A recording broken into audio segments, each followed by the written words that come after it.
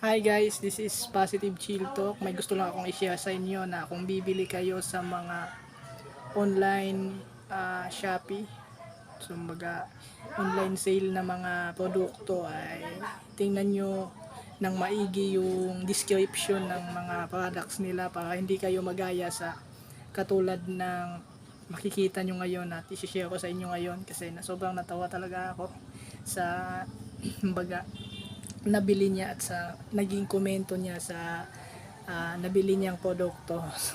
Nakakatawa lang guys, kasi kaya panoorin nyo to guys, nakakatawa to, tingnan nyo.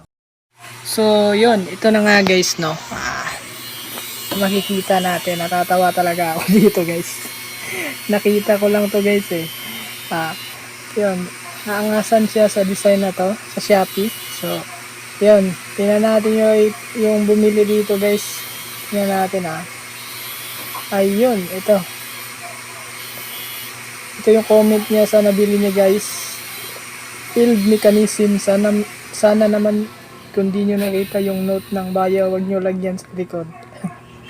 Kasi yung binili niya guys, literal na customize.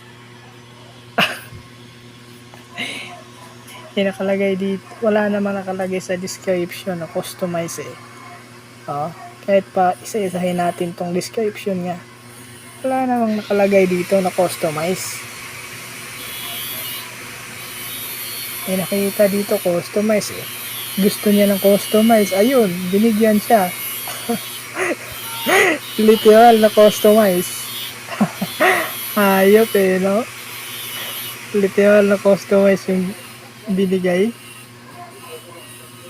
Tatawa ko guys.